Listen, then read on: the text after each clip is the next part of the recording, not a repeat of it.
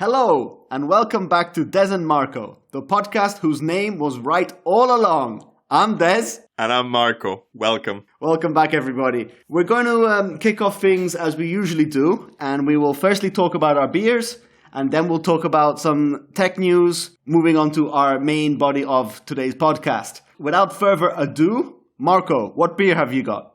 Having traveled, frankly, way too much with a German beer and an Irish one, I decided to go local, and so I picked the Funky Falcon beer from the Two Chefs Brewery, which is local here from Amsterdam. It's a pale ale, and the reason I picked it is because it has a Funky Falcon on the bottle. What about you? In a similar vein to you, I picked my beer purely on aesthetics today.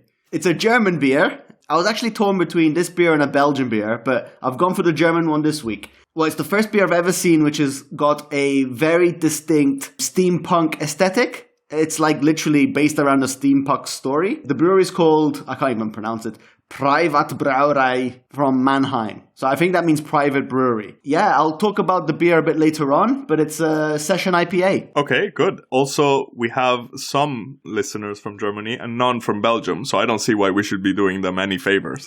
True. And talking of which, you know how you said 2% of our listeners were from Germany? Yeah. It's now 1%. It went down. It went down. So you can unlisten to this podcast. Also, we have no idea how percentages work. But speaking of, just a little update. Our main fan base is from the UK with 30%, but the Netherlands is just behind with 29%. So I asked my friends living in the Netherlands, listen to this podcast so we can beat Dez. And to keep this rivalry going, I'm going to ask all my friends from everywhere but Holland to listen to my podcast. Okay, let's open these beers. Oh, right, yeah. Oh, crap.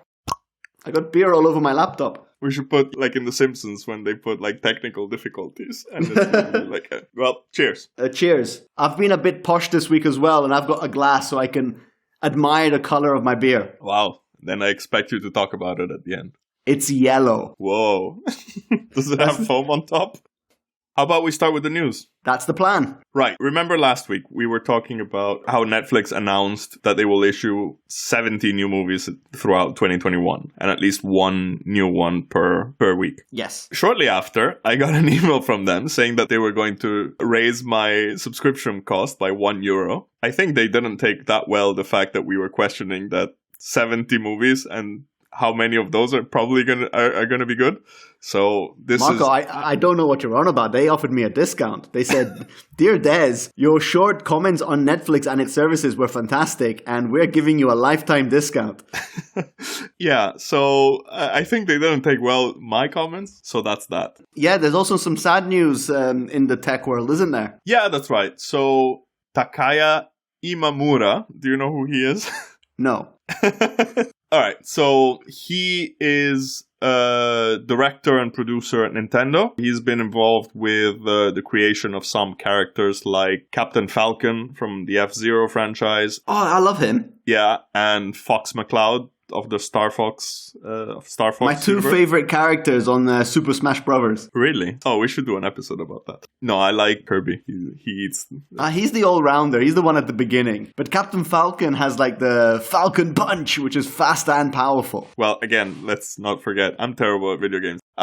So he was credited with creating those characters, as well as he's also the art director of Majora's Mask, so the Nintendo 64 Legend of Zelda. I've never played it, but I hear it's very good. So this week he retired and he left Nintendo after more than 30 years. So that's a little bit sad. So, prediction here. In the next Zelda, expect to see a character modeled after him. That's a fair prediction, I would say. Also, I have no idea what he looks like, so I might be running into him like a trillion times and then never.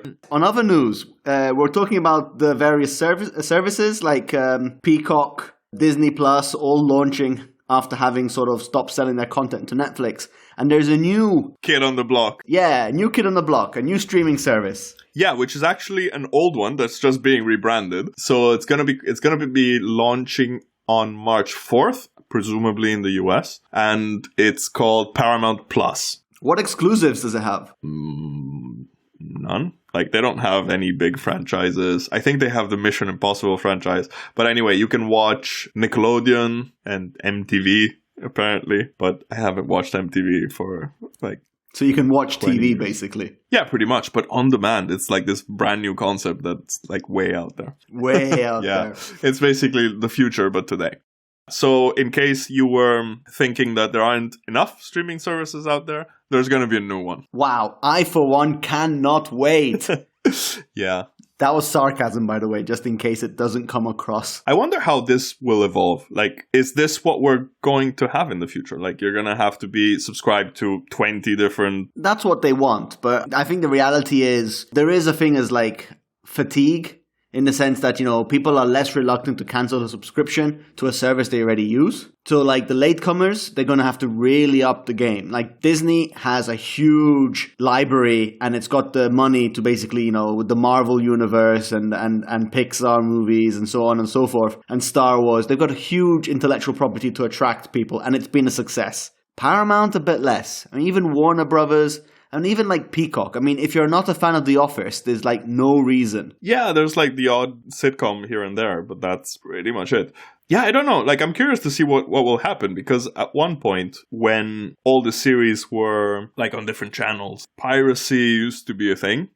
I mean, other people have never done it, of course. Of course. Neither would we advocate doing it. No, never. And then everybody sort of got Netflix. Netflix had everything. And piracy kind of went away. Like, there was no need for that. But now, if you want to watch, I don't know, say you don't have HBO and you want to watch Game of Thrones, do you subscribe to HBO just for that? Like, apart from the fact that it's not available in neither of our regions. But, I don't know. Or, like, you want to watch The Boys? Do you subscribe to Amazon? I think it makes sense for the ones that offer you a subscription plus something else.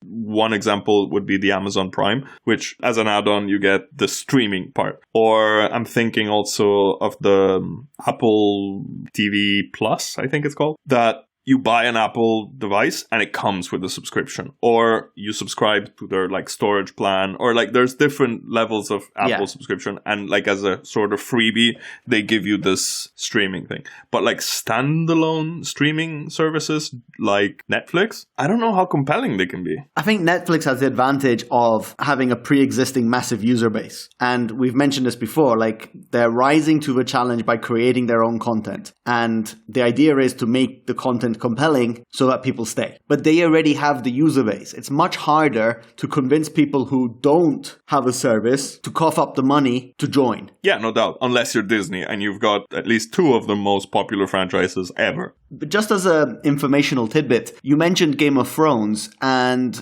when was the final season? 2018? Something like that. I've never actually seen it. But that year, it was the most pirated TV show in the world. Yeah, because it was on HBO. Because it was only on HBO, and HBO is not present in a lot of world markets, but Game of Thrones was so popular.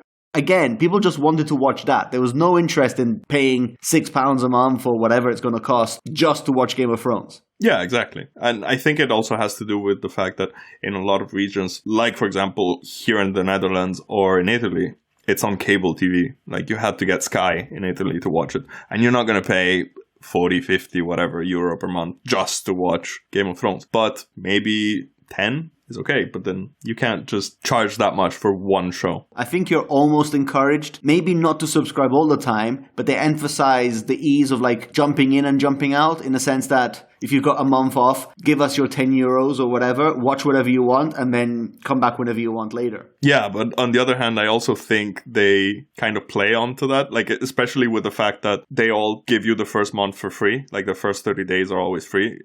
They kind of play on the fact that, yeah, you're going to sign up for free thinking, oh, this is great, and then at the end of the 30 days, I'll cancel it, and then you just never do. And then you find yourself with 12 streaming services, and you don't know where all your money is going, and these things add up. I know, and they use a psychological trick because, as you said, the first week or first month is always free, and then they always start with a low price for like 6 months, so people, you know, all the articles and the reviews will come out saying, oh, it's only like a $5 a month, and then like a year down the line, you're paying 12, and like it's just crept in. Yeah, I had that with Patreon. I was supporting someone, and a year and a half later, I was kind of going over my expenses and found that I was giving €5, whatever it was, to this person. And I was like, I've never seen any of this guy's content. You know, in that time period, I gave that guy like hundreds of euros. So guys, don't be like Marco. Yeah, don't support anyone on Patreon. Unless we open a Patreon. Okay. Yeah, moving on. Talking about things which are like the future today. We briefly mentioned last episode about LG releasing a new foldable phone, but it's not actually foldable, it's a rollable phone. And we thought it would be a good time to really talk about the future of personal tech, which is becoming interesting again after what seems to be quite a long time of just rectangular screens, essentially. And what brought this conversation about was the Samsung event, which we knew exactly what it was going to show because smartphones have, for the last 6 years or so, been exactly the same across the line. We just thought, things are starting to change. Foldable screens are becoming a reality. They're still expensive, but the price is dropping quite quick. And there's already been quite a move by the market to sort of come up with different form factors and experiment with new ideas. Exactly. Like even without seeing any leaks from the Samsung event, you could predict what the Galaxy S21 was going to be like. So compared to the S20, it was going to be a glass rectangle with a little bit better specs, a little bit better camera, and that's pretty much it. We kind of wanted to go over some of the more interesting phones out there. So yes, it started off with dual screens in the first place because foldable screens, as we said, were expensive. So people started first exploring different form factors, and the easiest one to do is have a dual screen phone.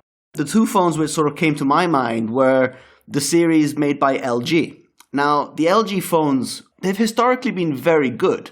But I think they've kind of fallen out of favor. They weren't particularly exciting. Maybe they weren't marketed very well. But they had their niche. They were one of the last brands to ditch the headphone jack. So for a long time, they had the headphone jack and they kind of sold the fact that they had the best sound, like with quad DACs, which are like the codecs to make it like better sound. Yeah. And they released on their last flagship, the LG V60, a dual screen accessory. So it's like a case with an extra screen. Yeah. Which was pretty nifty.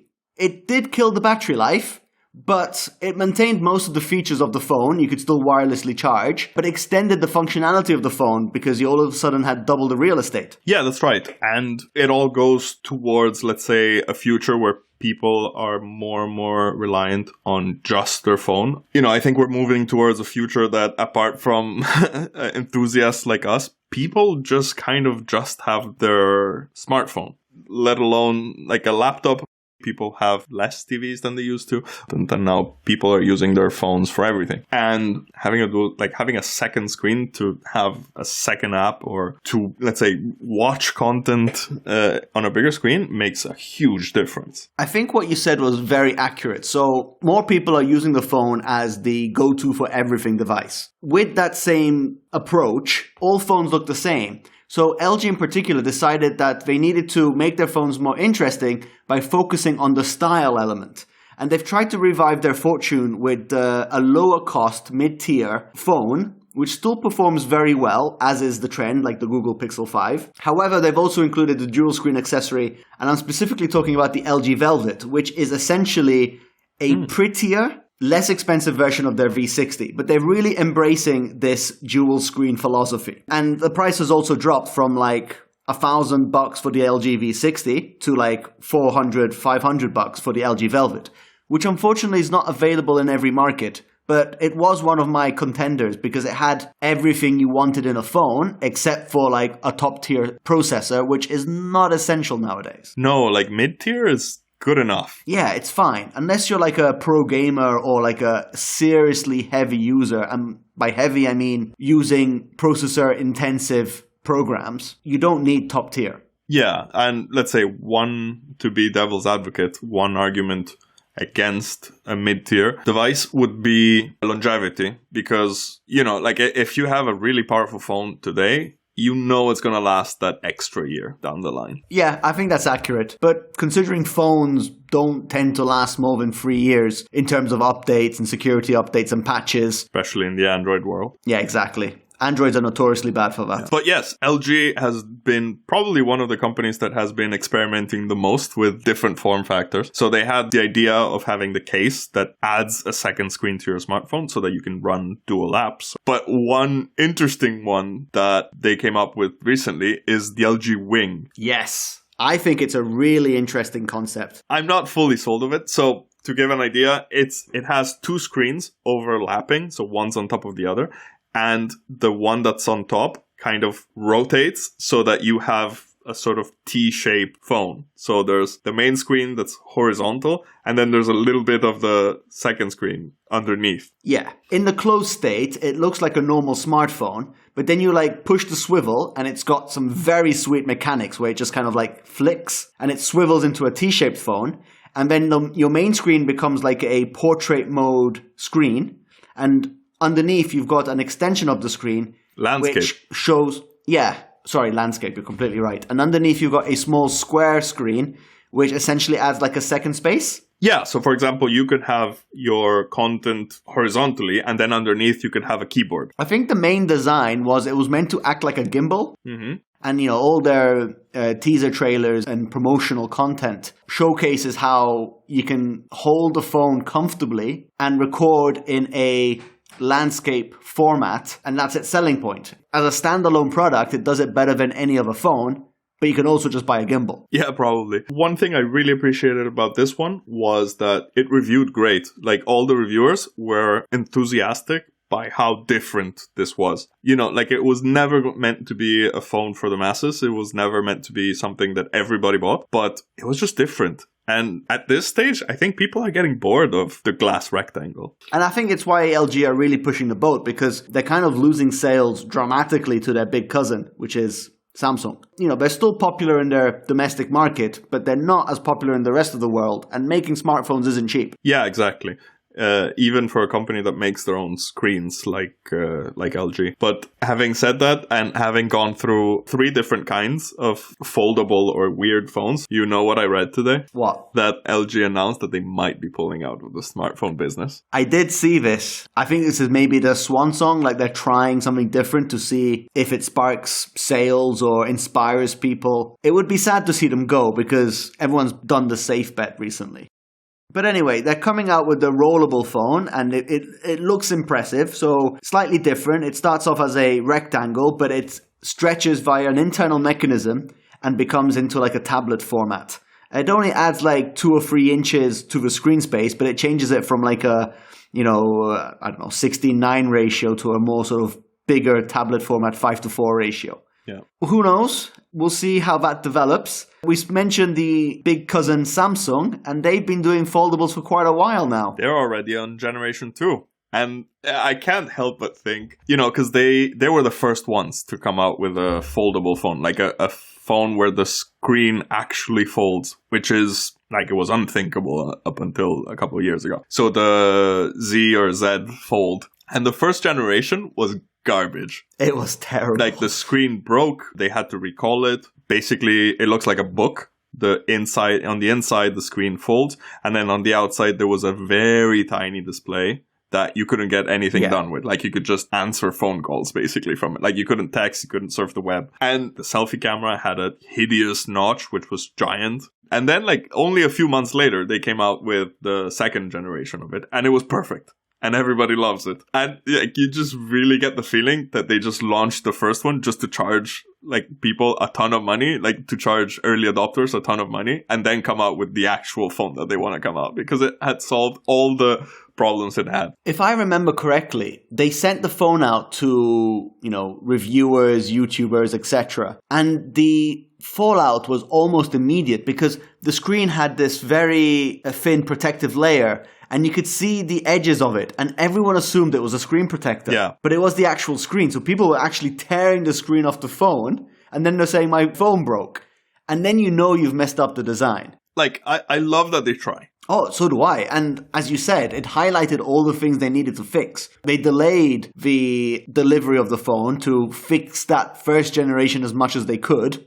But they immediately went to work on the improvements mechanically to make a better second edition. Yeah, but I'm a little bit suspicious about it because the second generation came so close to the first one in terms of time. I think they both came out during the same year. Couldn't they have just waited to launch the second generation instead? They had it ready, is my suspicion. But anyway, and they've already done 2 form factors, like one that is, let's say, the size of a normal phone, and then it unfolds and it becomes the size of 2 phones, or with the Z or Z, depending where you're listening from, or the Z Flip, which is a tiny square which unfolds into a normal size phone. Yeah, it's your typical clamshell phone. It's a small form factor which can unfold into a normal phone. So it's a space-saving phone. And if you think about it, it's not that expensive. It's really not. I personally think of the ones currently out, it's the one I would probably pick. Really? Yeah, because you get that satisfaction of like unflipping it open and flipping it closed, which is sweet. Oh, definitely. The other thing is that they've designed some very thoughtful features. So like, because you can bend it, you can rest the phone at 90 degrees, like sitting up. And you can use it like a webcam. You can use it as a stand to take pictures easily. You know, it's a little bit versatile. Yeah, and especially in the age of Zoom, you can just kind of put it on the table and have the webcam face you, and you can video conference. As you said, it's not too expensive, and it's got all the benefits of a foldable in the sense that it's got a small form factor. The screen inside is protected when it's in a clam shape. The only thing I don't think is great is that when it's in its clamshell format, it's very limited. Yeah, you can't do anything. You can barely read notifications off of it. Yeah, which is something I think they can improve. Yeah, but also, it's the nostalgia factor. And speaking of nostalgia, Motorola, which has been making phones this whole time, apparently, but everybody forgot about them, they're playing a lot on the nostalgia factor, and they released the Razr. You remember the Razr? I had a Razr, the JD phone as I call it, because JD from Scrubs had it. Right, I remember. It was silver, right? Silver, correct. But so did 80 million other people. Yeah, but still, that was an iconic phone. It was fantastic. So they kind of reproduced that old form factor, only that this time you open it and there's no buttons. It's all screen, and again, it's a foldable. It doesn't have the best specs. I think it has a mid-tier processor, but this is for people who miss the old Razr. When this was announced and they kind of let people play with a display model at their event, but you weren't allowed to do anything else with it but play with that model, everyone was super hyped about it. I'm definitely buying this phone. Yeah. When it came out, they weren't happy though. It performed pretty badly as a phone. And just like Samsung, they then released the 5G version, but they changed everything about the phone. The build material went from plastic to aluminium and glass, and it just felt better. The first model had a fingerprint scanner on that very thin chin on the front. Yeah. And they moved it to the back so that now it's easier to use. Okay. They completely revamped the camera system. So before it just had a single shooter. Now it's got 2 different cameras.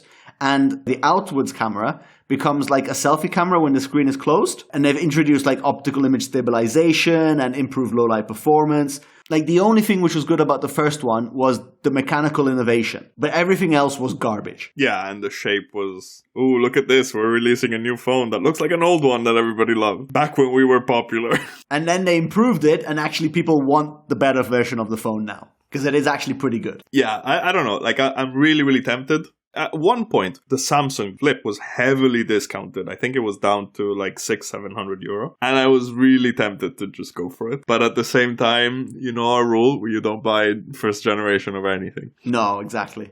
But which one was the one that I was most hype about? I mean, because I was texting you every other day to tell you, but... Is this the Microsoft one? Oh, yes, the Surface. You know what? I was walking in the park the other day, and I saw a guy with the Surface Duo. And it's not for sale here in Europe yet. Oh, is it not? No. That was also a weird one, because they released it, Microsoft, so a ginormous multinational. They just we're going to release a phone, which they don't call phone. They call it, I think, just a Surface device. And they never released it here in Europe yet. Ah, interesting. But there was a guy, and he had it. I was so excited. But anyway, I was so looking forward to this, because this is Microsoft giving another go at making a mobile phone. Hardware-wise, is rather simple in the sense that it has two screens. It doesn't have one foldable screen, which helps in terms of durability and, there's less stuff that can break. So being Microsoft, and Microsoft's mission is to make everybody productive regardless of operating system and device and whatever. So they released this device that has two screens and it runs Android, which is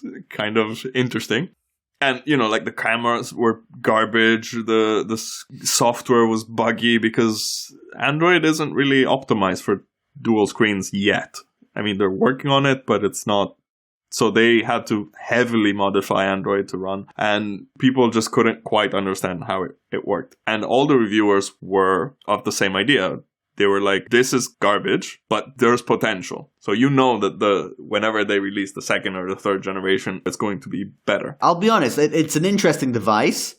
I don't quite understand where Microsoft is going with this, in the sense that it's Android, not Windows. Microsoft is already planning for a multi-screen future for Windows. Yeah. And this is kind of like in between, because as you said, it runs Android, but it's not a phone, but it's not a laptop.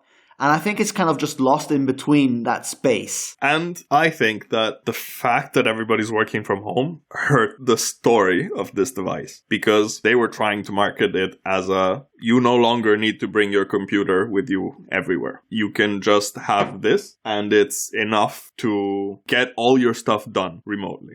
Yeah. But then everybody kind of stopped going places and working from home, and everybody is a few steps from their laptops. So this ultra mobility and ultra get everything done wherever, it doesn't matter. That message kind of got lost. Agreed.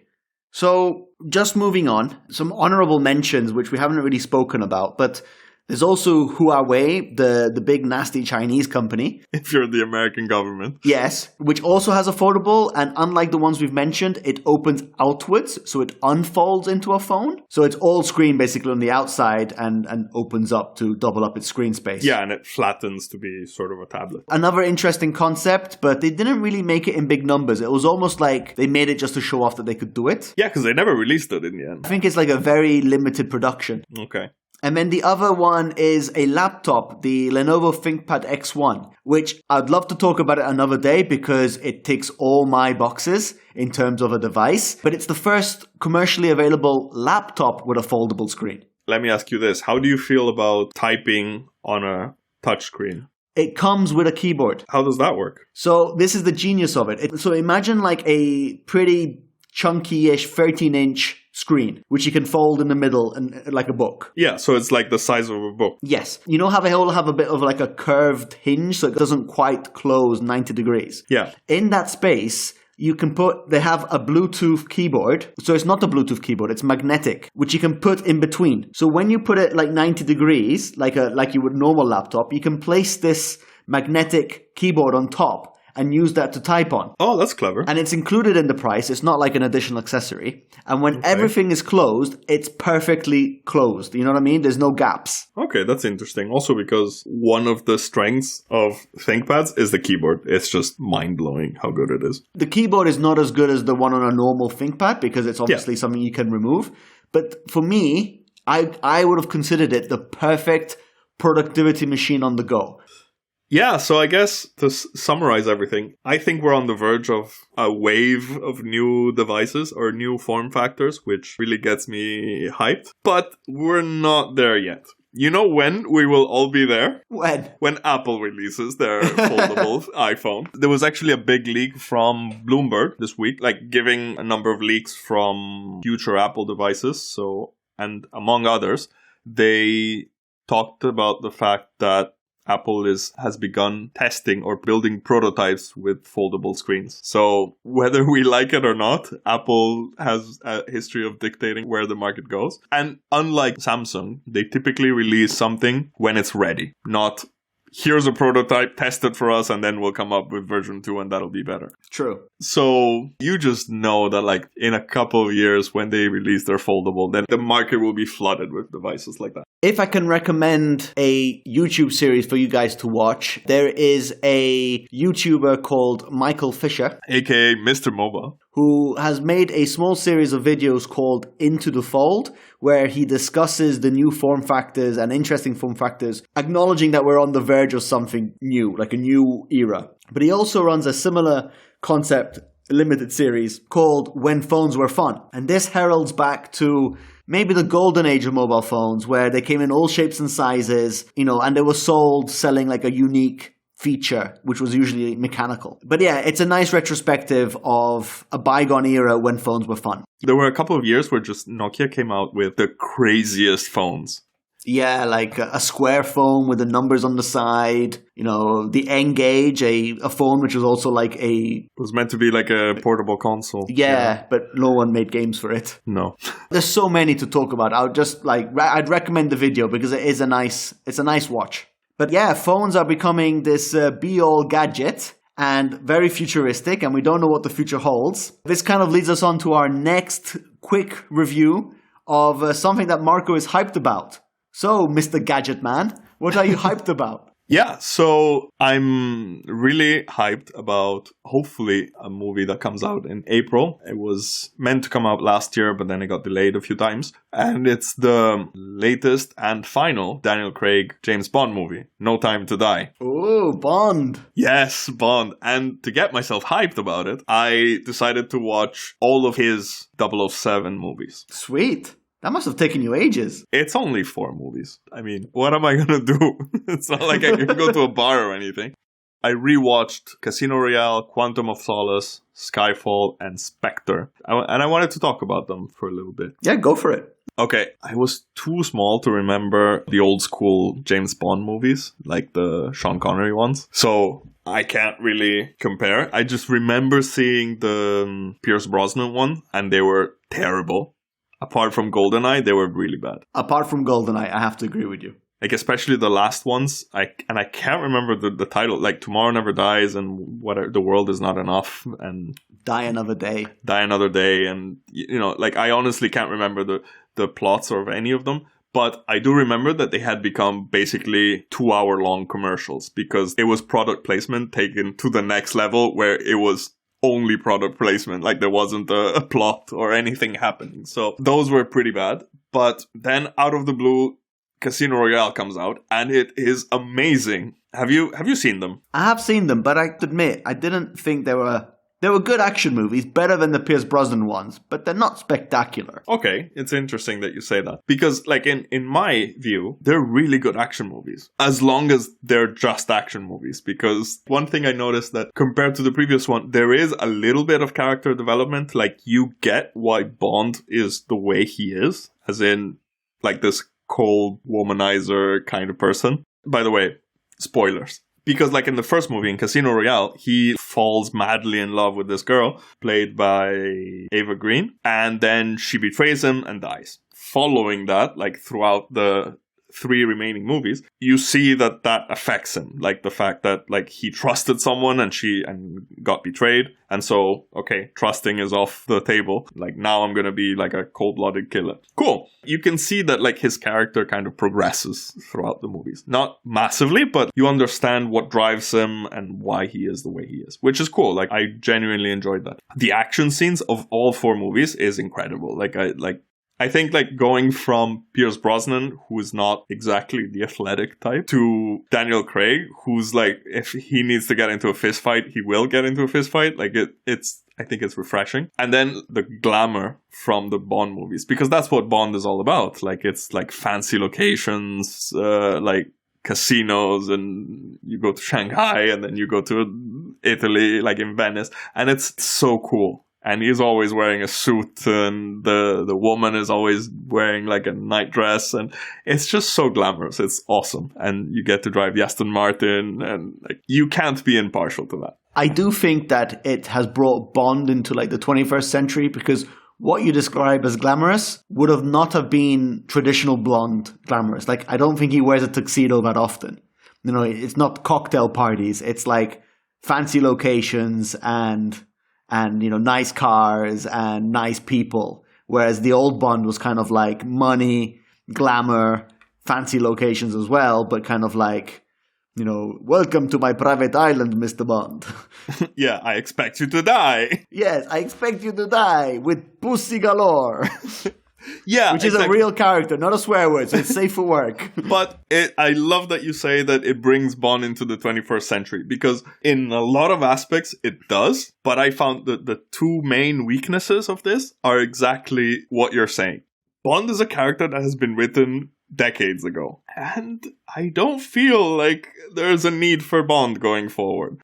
Here's what I think. One of the subplots of the third and fourth movies, so Skyfall and Spectre, because the bad guy is essentially the same, is like a huge hacker that controls the world and has cameras everywhere and has basically like their thing is you no longer need to be on the field to get shit done. You can just sit at a computer and conquer the world. And in both of these movies, Bond then goes out in the field, kills a bunch of people, and shows that that's not true. But it is. Like, one of the things that M, so the character played by Judi Dench, says is that, like, this is no longer the Cold War where where espionage is the thing. Now, all you need is hackers and you get exactly the same results. But in both movies, then Bond takes out his vintage Aston Martin and drives around and shoots people and proves everyone wrong. Which is like, okay, like you do it the first time in Skyfall, but you can't do the same in Spectre. Yeah, I know what you mean. And in a way, you feel like, yeah, but maybe the hacker has a point. At least it gives you an image of the British government that can only fight hackers via fists.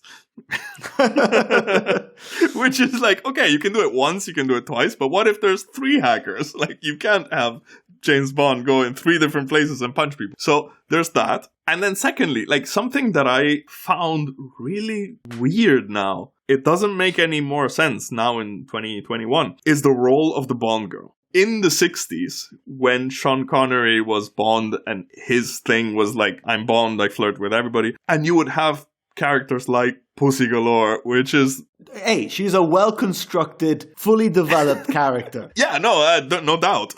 But the role of all the women, with the exception of Vesper, the character played by Eva Green, throughout the next 3 movies, he just shows up and he's like, Bond, James Bond, and then they sleep together. Like, but there's no flirting and and like, you can't do this in 2021. And this is also the reason why Daniel Craig absolutely hates this role. And he's gone on record saying that he hates playing Bond because it's not a 21st century character.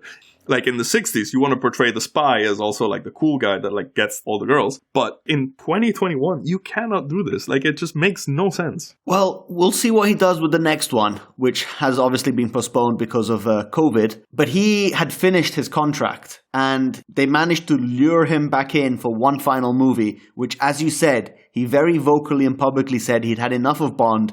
He doesn't think that the current Bond fits in the 21st century. So if he accepted, one would hope that they've decided to modernize the story enough for him to be like, okay, this will be my swan song. Yeah, definitely. So judging just by the trailers, there seems to be another woman spy. So maybe it's MGM's way of passing the baton to a woman Bond, which would be interesting if done well. But also, after Spectre, the movie ends. He drives into the sunset with a girl. And I was reading that they had done that ending because they were expecting Daniel Craig not to come back. It wasn't quite a sunset. It was in Scotland. No. That's Skyfall. It was in London. Still, no sunsets. He drove into the grey skies. Exactly.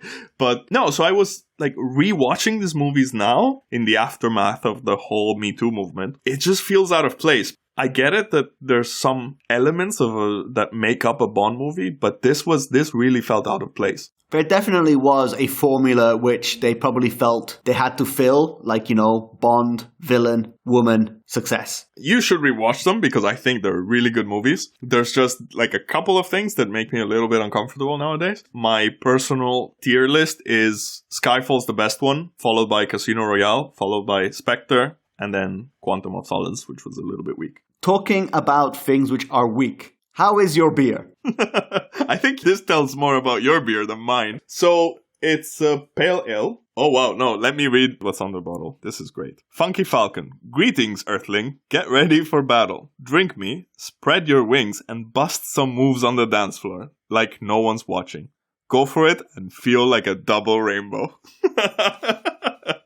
I am not going to talk about this beer anymore. I think everything that there is to say is already there on the bottle. What do you give it out of a 6-pack? I had better pale ales. I'm thinking 3 out of 6. Okay, my beer is, as I said before, super weak. It's a session IPA. It's a very independent craft beer by a brewery called Privatbrauerei, and this line of beers is called Steam Brew. Why I picked it is because it had a lot of awards, and quite tellingly, none of these awards are actually for the beer. They're like German Design Award.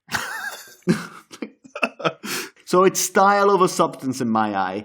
It's not a very good beer. I really don't think it packs any flavor in. And I'm sorry, my German friends, but I'm going to have to give this a 2 out of a full 6-pack. Wow. On this note, my dear listeners, don't judge a book by its cover or a beer by its label. Indeed. And I'm very curious to see how many German listeners we lose. Yeah, maybe we'll go from 1% to 0%. Hopefully not. But anyway, guys, this episode has clocked on for quite a bit. So thanks for listening, and I hope to see you next time. Thank you so much for listening. Talk to you next week.